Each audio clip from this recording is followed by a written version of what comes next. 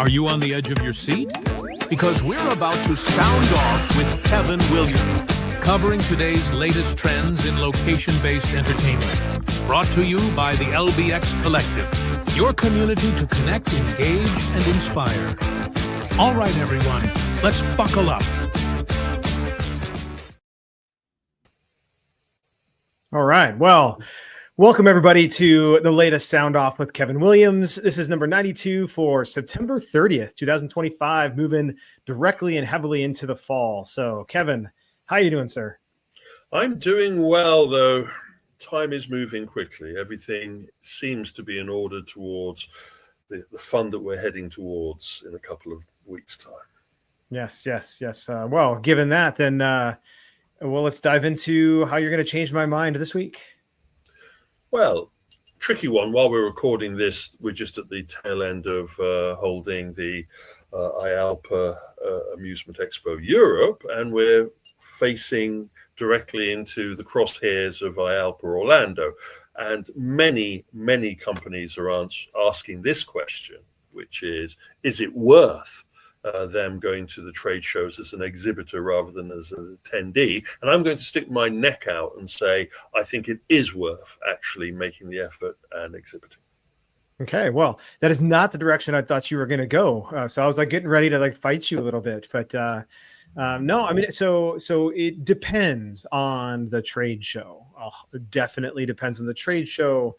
Definitely depends on the audience. As somebody who has exhibited at multiple trade shows under multiple companies over many years, there are definitely the trade shows you just have to go to.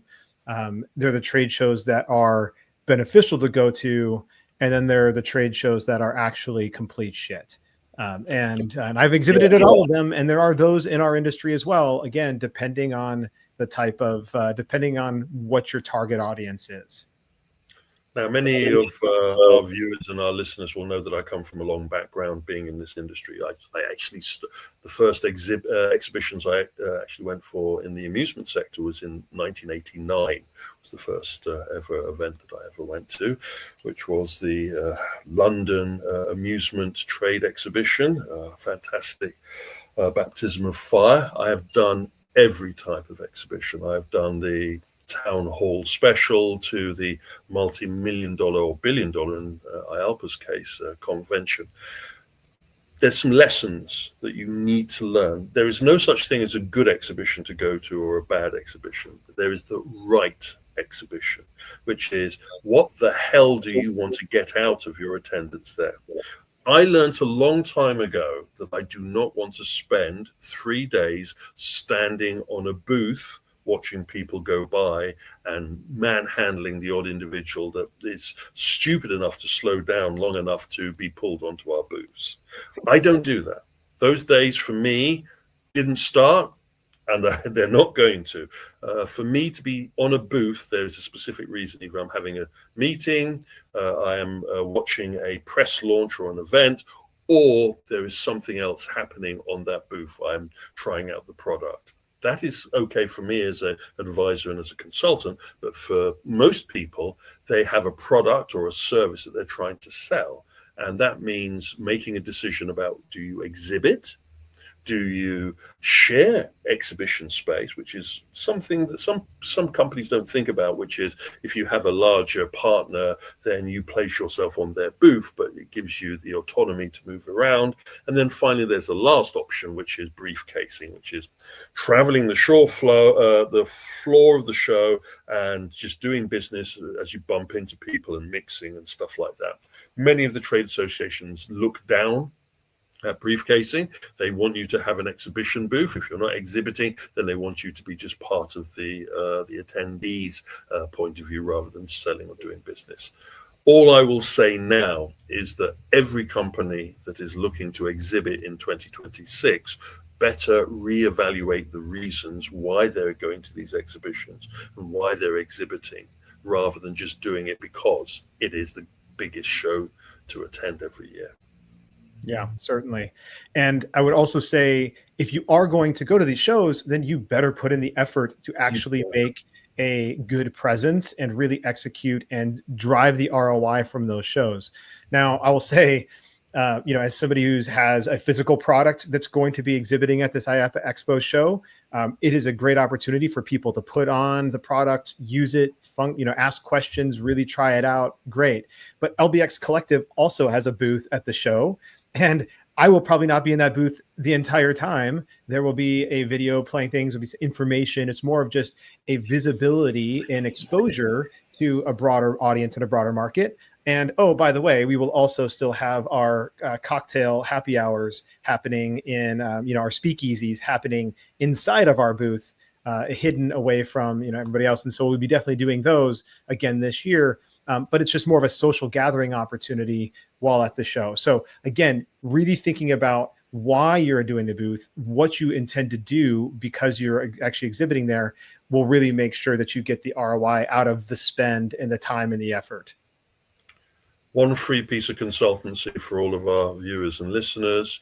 If you haven't filled out correctly the online show guidance, the information, which is the show guides, telling people to go onto the website.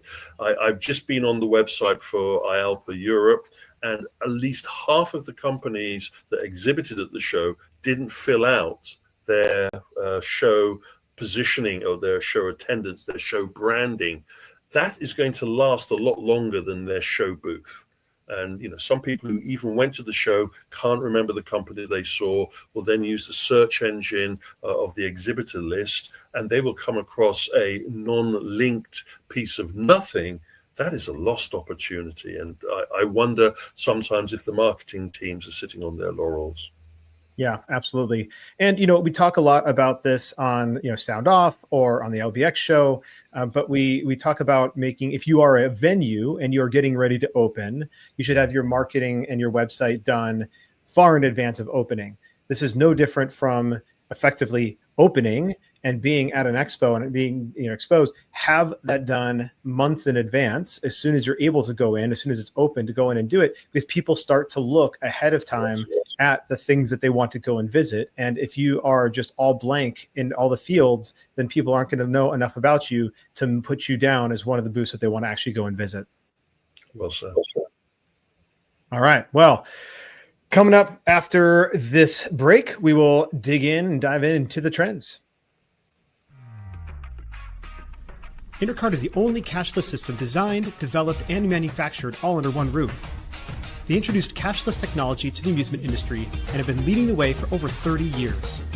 Cashless systems from Intercard increase customer spending, guest satisfaction, and boost revenues by up to 30%. Intercard is so proud to be serving the amusement industry, and if you aren't already part of their global family of customers, they hope you will become one soon.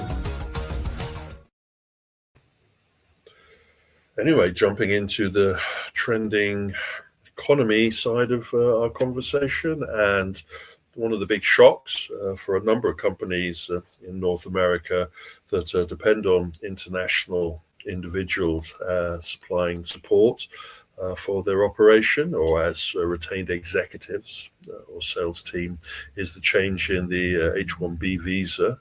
We suddenly woke up to the news that 100,000 is going to be slapped on the annual price of that. We were told that it was only a one-time hit, and then we were told by the White House that it was going to be a yearly occurrence, and then we've been told that it's going to be something else. It's a little bit confusing, but it is a concern for companies, especially in North America, that depend on using international expertise. If you are a company that works in a particular territory, you usually retain an individual from that territory as your sales director or as your sales advisor, and that now means that those individuals are going to have to revert back to their home company, which will take the business away for the employment as well as the business away from being centralized in North America. Something to bear in mind. Yeah, it's we'll see where how all the dust settles with this. We don't know all the details, right? And all of the dust, right? But this has definitely caused a lot of confusion, and especially for the people who are here on H-1B visas. Yes. So that is Literally had planes being yeah. paused at gates as people were piling off of the planes because they didn't want to be greeted when they landed in North America with extra charge, only to find out that that was not the case. Confusion does not help this situation, as we know, and the dust needs to settle. Moving on, and we see the next of the console companies now adding the charges to the hardware. I can confirm that from the information that we've had following IALPA Europe, that we will also be seeing that extended pricing being added to the prices of the PCBs, the printed circuit boards, as well as the computing systems inside the arcade machines that we're purchasing. And we're already seeing it impact those in the consumer games sector, as Microsoft doesn't swallow the additional amount of money that they're being charged, but actually is passing it on to the consumer.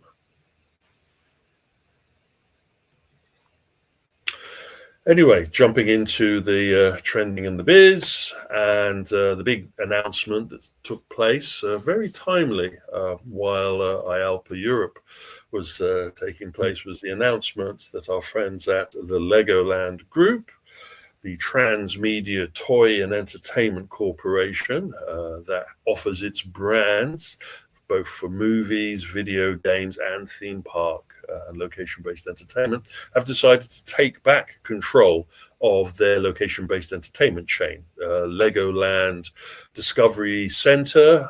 There are about 28 out there. I am informed that the deal is for 29. So obviously there was a facility that's in development that will now be pulled into this. They are taking full control away from Merlin Entertainment. So as I've tried to do in the Stinger report, I've broken this development down into three components. This is big, big, big. Number one, it opens questions about Merlin's tutelage of the Lego brand.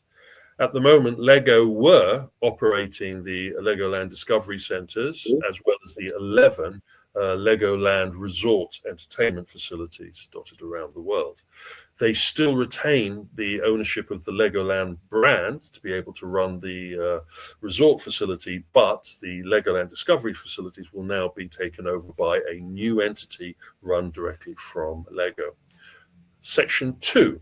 This marks Lego's entry into controlling their own brand. They made it very clear in the press release that they wanted to take full control of their brand and media going forwards in the location-based entertainment center. That opens a big question mark about whether they're going to go the next step and take control of their theme park operation and just go the whole hog and take everything away from Merlin. We don't know.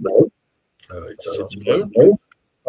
But to the third point that I want to make is you have just acquired facilities ranging between 30 and 50,000 square foot dotted around Europe, North America, Asia, even Australia. You have acquired 29 of them, and all you've paid for is $270 million. Begs a lot of questions. It is mind-boggling. As I mentioned on the LBX show during Open and Shut, when we first talked about this, I literally fell out of my seat when I read this news. I mean, first of all, to pick up any location of this size, of this scale, with this brand, for less than $10 million per location, yes, is pretty remarkable. But the fact that this gives them control of their own destiny, I think, is really important. But also, this is a big, I would say, black eye for Merlin, yes, frankly. Yes. They clearly had not been managing this brand well. I mean, for Lego to come in and want to acquire these back and really control their own destiny, this is not a positive outcome for Merlin in the years of management and the amount of capital that they've put into these discovery centers over the last 20 plus years while they've been building these. Well, many of our long-term viewers that like sleeping through my opens and shuts will have noticed that I've been talking about Merlin a little bit. They've had some major management restructuring. A couple of black eyes were generated through that restructuring. They've also had some poor numbers regarding ticket sales and just recurring. I would be prepared to make a personal opinion, not KWP or our client's opinion, but just a personal opinion, and say Lego really wants to take control and grow rather than just put it on the shelf and have it fester.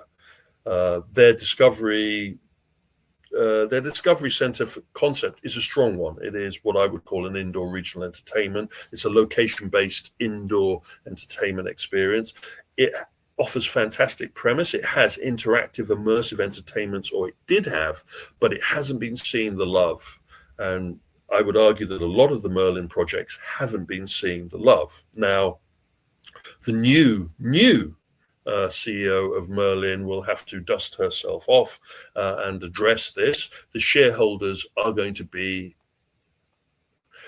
exploding at this news, and if another shoe drops that they will be losing control of the Legoland Resort business as well. I am not saying that that's going to happen straight away, but that is a possibility. If you've just taken away, from Lego's point of view, the family operation is not going to want to have one entertainment out of home entity going in one direction and another one, understanding that we've just seen the opening of the Shanghai Legoland Resort, which is a phenomenal installation, which again is an interesting one. It's a phenomenal build, better than anything that we have seen built by Merlin, because this one was actually built through a partnership with a Chinese enterprise. Cutting to the chase from us on the foot soldiers on the ground, if you in North America have a location-based entertainment facility that is in the catchment of one of the 15 North American Legoland Discovery Centers, I would panic now, because this means that we're going to see major investment injected into Discovery Centers to bring them up to what is needed for the market. And remember, they're directly linked to the film properties that are going to be coming out in the next couple of months. Yeah, this feels very much more like a taking control of a brand like Netflix house more than a Hasbro, right? So Hasbro has been successful with Hasbro City and other venues licensing their products like Lego has done in the past, licensing their different IP. Lego now taking control of their own IP, especially given the fact that they are no longer just a toy manufacturer. They are a media company, and they are producing their own films and other media elements. This feels very much like them taking control and really going to evolve the Legoland Discovery Center experience, and most likely continue to expand and do other LBE projects as well. I would definitely see them coming in and doing that. I do question, many Legoland Discovery Centers are actually partnered, or not partnered, but side by side with Sea Life. Sea Life is another very similar age demographic target audience, and Merlin still manages those Sea Life installations, and they often have bundle packages and everything else. So I do wonder if those bundle packages will continue, or if it will be a complete separation of the two. And now if I want to go to Sea Life and Legoland Discovery, I'm now buying from two different points of sale, two different experiences, and no longer able to bundle those together. So to be determined as things shake out, but just one more wrinkle in this shift, and be really interesting and exciting, frankly, to see what Lego does with their locations. I know that Lego will do good with that. Their track record is amazing, especially after their change in their management structure. They have really worked out how to become a transmedia company. Just to go back to the Sea Life situation, one of the black eyes that I was touching upon from the current management at Merlin was the return of their Sea Life concept. They were actually thinking of trying to sell that on to a third party, and they couldn't find a buyer for that. There's a lot of questions at Merlin HQ that are going to have to be answered, and I don't know if the new CEO will be in a position to appease, so we say, the angry investors. But we will see. One of those points in our sector where in merger and acquisition, it seems that everybody comes back from their vacation and they want to buy something or sell something.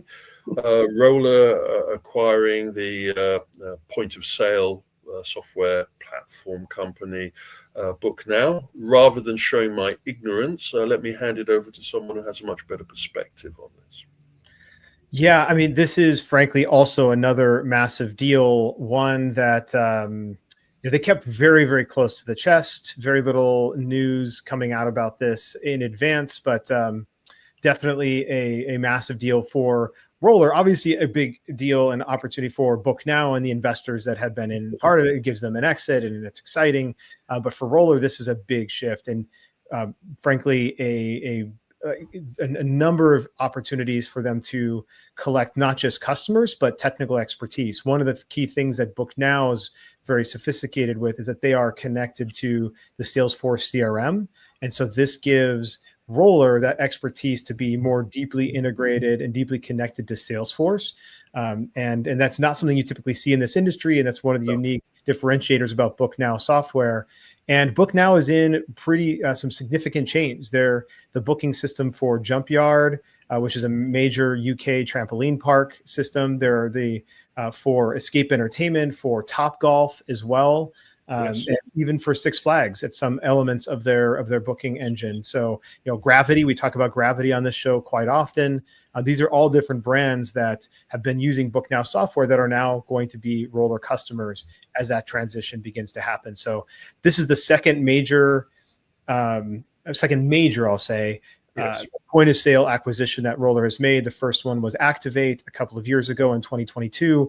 And now they've done another one with BookNow. And every time they continue to expand their base and expand their vertical base. So they're no longer just in the LBE FEC space. They're now moving with this acquisition into some larger, much larger LBE brands and even theme parks. Without speaking out of turn, we know that Roller has some other plans that they will be announcing around IALPA time. It's going to be interesting. Some of the companies you listed, especially Gravity, had to make a decision about whether they would be using a platform such as BookNow or a platform like Roller.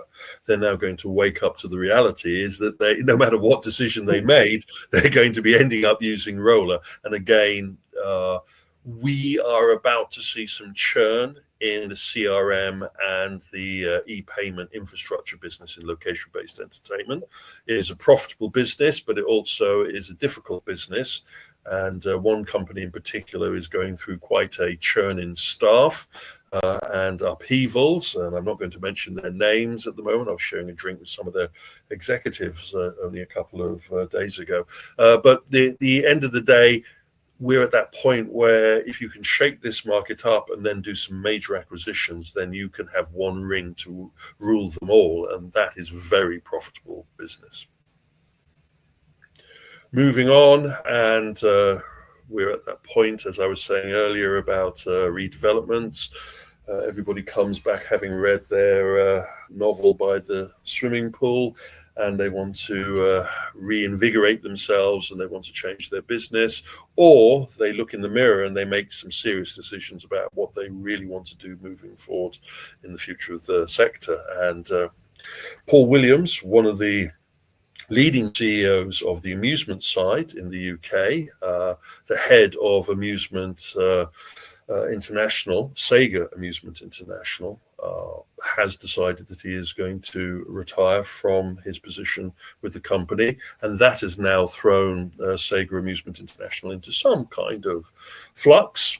The team were at the IALPA Europe event, doing what they do fantastically, which is presenting the products from many of their third-party as well as first-party representations. But it is clear that we're about to be hearing a lot more of what the ramifications of this change in operation. I wanted to impart a little bit of history, if you will allow me. It is interesting that every time I talk about Sega Amusement International, everybody thinks this is Sega. This isn't actually Sega Japan.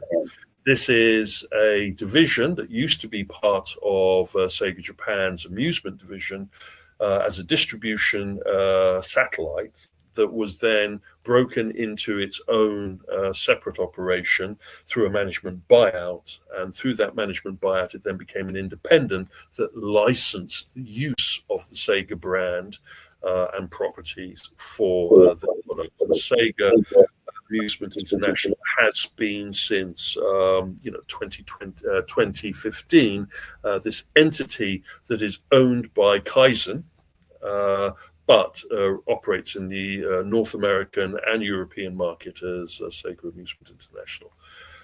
How much of this change is going to be impacted by our friends in Sega, so you could kind of say the real Sega now entering the Western market, returning to the Western market, I have no idea. How much of this will be Sega Amusement International pivoting into Kaizen and being known only as Kaizen? All I can say really with some affirmity is that we're about to see a major tectonic shift in the North American and European amusement infrastructure. And when some people say that no one is irreplaceable, I think the departure of Paul Williams from this particular position will prove to us that some people are more irreplaceable than others. Mm. Yeah, I didn't have the pleasure of knowing Paul, but I know of his reputation in the industry and what he's done. And, this feels like hopefully this is him riding off into the sunset, and will be interesting to see where Sega and Kaizen go from here. We'll be in a much better position at the end of IALPA Orlando to explain exactly what's going on. And I think our friends from Japan will also have something to say about what's going on as well. Moving on, and we jump into the tech trends. And as I've commented on previously, recording this at the end of IALPA Europe in Barcelona, they were hoping to have 17,000 attendees to see the 700 different companies exhibiting. I can sort of stick my head on the chopping block and say they didn't get 17,000, but they had a strong attendance, as you would expect. This is an important European event for some companies that will not be able to financially or politically be able to travel to the North American show in November. This is their chance to show their wares and to stake their part in the market. And there was interesting developments on the show floor. So I'm going to give a very quick overview of some of the things that jumped out at me from the show that were of interest. Virtual reality isn't dead. There were some VR products there, but by no means the same quantity. But there are still companies now investing in VR entertainment, but going for a much bigger attraction or thrill. So what I like to champion, the unachievable at home experience using VR technology. Our friends at SimVenture, brand new company, received some major investment, and they've gone for a paragliding simulator. You put on the suit, you are then suspended, you jump, and then through cable retention, you are moved through an experience. This is not as unique as the company wants to paint it. We have in Utah our friends with Jump from Limitless Flight, which also offers a put on a wingsuit, jump retention cable system. But their system is a standalone location-based entertainment system, where what our friends at SimVentures is offering as a kind of an attraction that can be dropped in to a facility, an existing facility, as a standalone entertainment piece. I am interested to see what the reaction to this from the buying market will be compared to what it would have been the reaction a couple of years ago when VR was hot. Yeah, I mean, this to me also though just looks a little bit prototype level. I'm not sure that this is fully ready. It's also a name that they probably should have done some research on, because as soon as I do a Google for SimVenture, I get their business simulations and online learning tools company, and nothing to do with the SimVenture VR, the Wing Sim. So definitely three companies pop up before it even gets close to SimVentures, and they are an LLC operation. So they did not do any of the due diligence needed for marketing. Seems to No, be they didn't. And, look, somebody who's looking to just maybe add a novelty to a corner of their FEC, sure, maybe you can do this, but the problem is it's heavily attended. And unless the experience is somewhat lengthy and or expensive, or I shouldn't expensive, of high value, high value. then your turnover is going to be an issue for this attraction. It's a lot of suiting up. It's a lot of getting ready. It's a lot of learning how to use the contraption for, again, potentially very low turnover. So you're going to have a high revenue, component, or high cost, high price for the particular experience.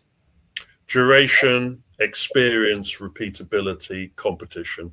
Those are the rules that I live by when I'm advising companies like this. I'm due to have a conversation with the team behind this project who are new to the industry, and it'll be interesting to see if they've considered some of the points that we'll be raising. Moving on, we actually got a chance to see the product in operation, rebranded. So a couple of sound offs. We talked about the explosion in the LED floor and wall systems, and that our friends at VEX had pivoted from their VR project to develop their system, which had previously been called the VEX HyperDash. Well, it is now being rebranded the VEX Party Dash. HyperDash is one of their games. They also have Octipod Dash, which is another game, but we now actually see the level of illumination from the system and the level of immersion.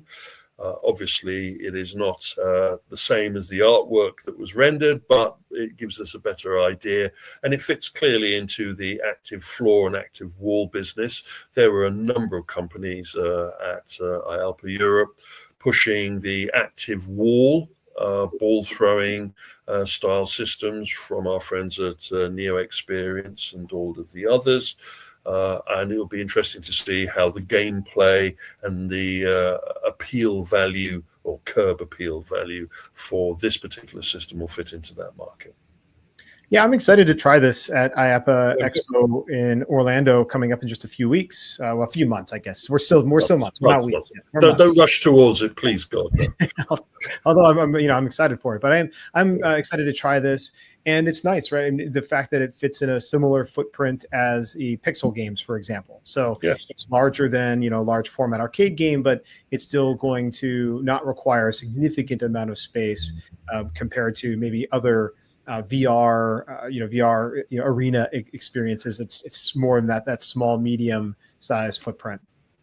It's an interesting footprint. I think it will work. The backboard component, I was a little bit surprised how deep it goes back. I don't know if that was just done for the exhibition, but again, it's all down to the experience and the game appeal, and we will need to see some ROI based on location placements. We got also to see the final version of the what I would like to say the replacement to Virtual Rabbids, but obviously it is the LAI virtual reality experience. That screen is very compelling. The LED screen that they're using, they have moved over to the DPOON HMDs for this system, so that was a nice field of view and very slimline. Motion base is D-Box at their best, and it is quite a large platform, as you can see from the picture. It is interesting that all of these kinds of systems are trying to inhabit a similar amount of real estate within a location-based entertainment, and that's kind of telling. And it goes back to what I was talking about a few months ago about the explosion in immersive enclosure-type systems. Some enclosures are more open than others. But again, in the two-player version, it's quite a large piece of real estate, much larger than the original Virtual Rabbit system. And in the four-player system, it is dominating your floor space. But again, it was there, it was being played, and the reactions were interesting to this latest VR amusement component. The rise of the music games. We have news that Sega Amusement International will be rolling out this week the first of their circular interactive rhythm game experiences, Japanese system that has now been decided to be brought over for international and Western deployment.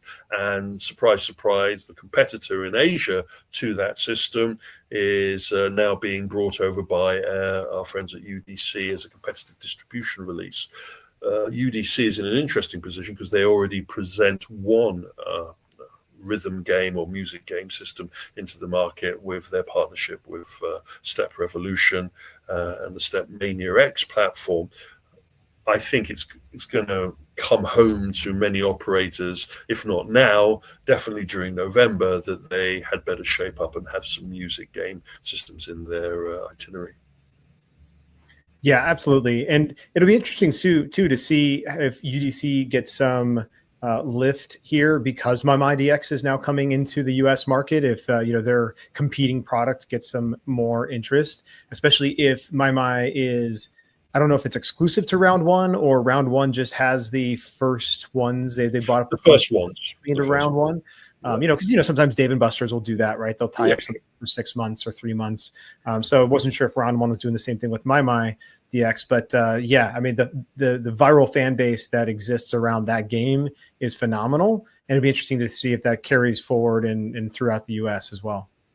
The questions are going to be the price point, obviously. How will these compete? Will My be more expensive to acquire than the dance show system? Will they both have the all-important online tournament capability so that the players can have their scores put through to the tournament championship center? And also, really, is there any exclusives? Are they going to be able to, if they put the money down in November, will these machines turn up in January, or are they going to have to wait a period of time? These are questions that I'm sure Adam will be able to answer in the next couple of weeks. For all of you that haven't heard the news, so IALPA Europe next year, 2026, will be returning to the UK. I kind of have a little joke with the organizers of IALPA Europe because the show's other name is the European Attractions Expo, and returning to the UK after Brexit, you can't really use the the European component. But anyway, jokes aside, it will be, I think, one of the most important IALPAs in its history from a European point of view, because by 2026, we will be in a totally different market and we will be seeing some major developments, some conglomeration, some resurgence, some mergers, some acquisitions. And from the European market looks to be on a constant trajectory of growth, and this could be the most profitable year this year ending for the sector in Europe, and what that will bring to the London show will be interesting to see. But again, I don't want to get too far ahead of ourselves.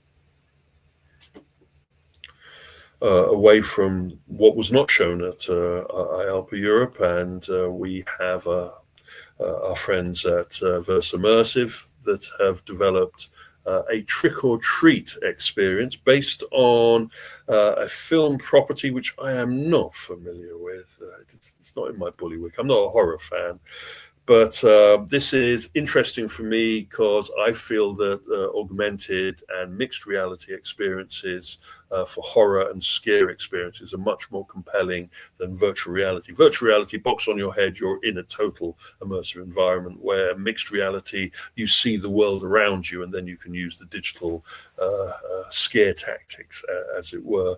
The Legendary Entertainment cult films that this is based upon, I have never seen, and I doubt I will ever take the time to see, but I will definitely be trying their trick-or-treat experience, with the caveat of trying to understand, is this something that they're only going to do for seasonality? Is this something that's only going to be rolled out for Halloween period that we have fallen into? Or will they add now to the mix of content that they have available on their platform a scare quality experience? That said, they have 15 installations out there, and all of those installations will be updated with this latest content. So hopefully we'll get some really good feedback on what the audience feels about it. So I am looking forward to trying this. There is a Versimmersive installation, as I mentioned on our LBX show, that it is based just a few miles south of me. So I am looking forward to going and trying it.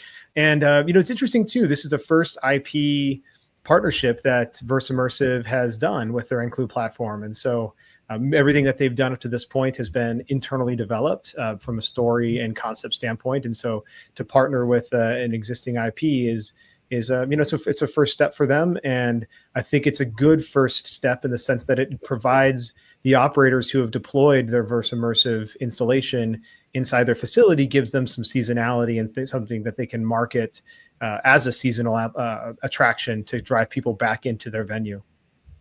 They have a snowman experience that I tried a couple of years ago, so they are aware of the opportunities of using this technology for seasonality. I have some strong opinions, as you would expect, regarding seasonality, regarding immersive entertainment systems, and how you can maximize seasonality through immersive entertainment. But you're very observant that Versimmersive has kind of joined the ranks of zero latency and sandbox VR and going for an IP support to their content creation. Quick wander into the world of AI, kind of AI. Our friends at Meta. In the previous recording, I had been sitting through watching the Meta Connect conference, and it was a bit of a train wreck. The train did fall off of the tracks, hit the buffers, and then catch fire. To see Meta, who have been putting vast amounts of money into their mixed reality and virtual reality and aspirations, to drop the ball so badly during a keynote presentation with the world watching was embarrassing and raised a lot of questions. And we've had a number of excuses given by the operation. One of the failures on the stage presentation was their AI component. The individual was meant to be making a recipe for a steak sauce, and he was asking the AI system using his glasses to tell him how to make this thing, and the system just didn't help at all, couldn't work it out. They had to bail from the demonstration. They blamed it on too many microphones on stage. They blamed it on bad Wi-Fi. They blamed it on lots of things, but they haven't backed down from saying that it was just teething troubles.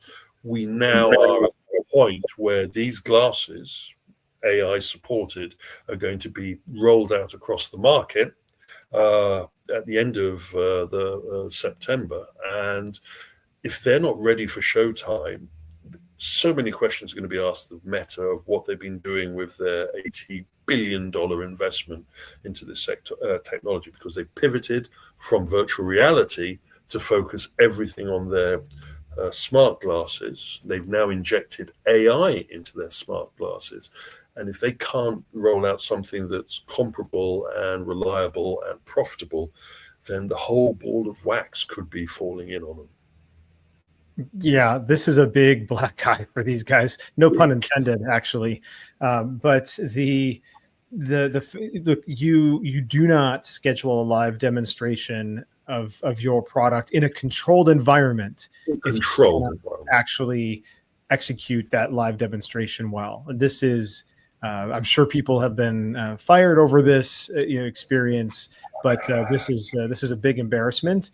I'm bullish on the overall direction of AR glasses and this type of thing over the long term.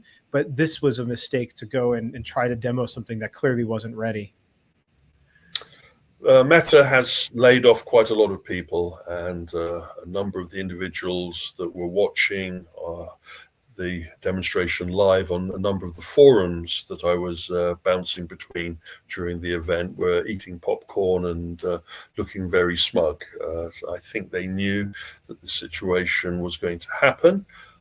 The one thing I know is that you don't bet against Mark Zuckerberg. So whatever happens, I wouldn't be surprised if he dusts himself off. Though, as you say, a lot of blood will be on the floor.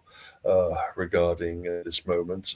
Maybe a time for re-evaluating if the Reality Labs is worth the $70 billion that they've invested in it, and maybe time to break it into different operations. But again, I wanted to bring this up because it kind of underlines where we are with AI.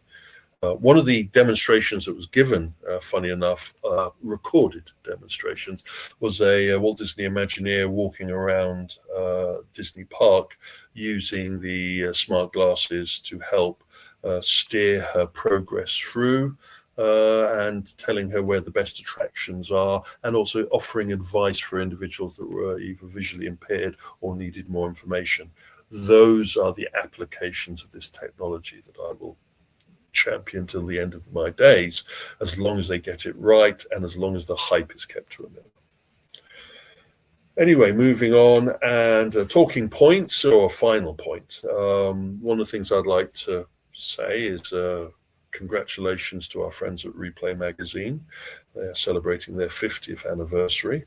For those of you that don't know Replay Magazine, it is the leading, sadly the only trade publication in the amusement trade in North America. It is a bastion of information as well as a rallying point. I don't just say that because I write for Replay, but I'm a big supporter. This industry needs to have media coverage that is trade supported. The stuff that I do as a poor observer of the market is not trade supported, so I can be as irreverent as possible. But from a serious point of view, to have a trade and associated supported publication like Replay is a valuable asset to any industry, and we're lucky enough to have that here. The interesting thing for me going forwards is how the amusement trade will be embracing the legacy of its trade media and its coverage towards the future.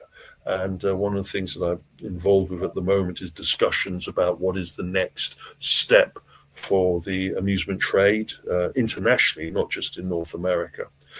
Understanding how location-based entertainment, amusement, family entertainment centers, competitive socializing all touch this product. And I think the next couple of months, let alone years, for location-based entertainment comprising an amusement component is going to be fascinating. And from Replay's point of view, I'm looking forward to the next 50 years. Yeah, this is awesome. Many, many congratulations to the team over at Replay for really, I mean, just amazing 50 years of publications and coverage of this industry. And I am looking forward to the next 50, but it will require some evolution and some shifts and some thinking around what they, how they continue to evolve as a publication. And so I am looking forward to the next 50, and congratulations to these guys. Anyway, that kind of wraps up the coverage from the market. I think the next couple of sound-offs are going to be like bread, but with a little bit of interest as we get closer and closer to the November explosion in Orlando. The one thing that I would kind of point individuals to that are thinking about going to the IALPA event is that they better start their planning right now about what they want to achieve. Remember, having business cards is useful, having comfortable shoes is useful, but away from what I usually say, the biggest point I think that needs to be made is what do you want to achieve at the show? And I've noticed from the people that I was speaking to that were attending IALPA Expo Europe, they didn't have a clear picture of what they wanted to achieve, but they wanted to have a presence at the show. And that goes back to what you were saying about the LBX collective speakeasy.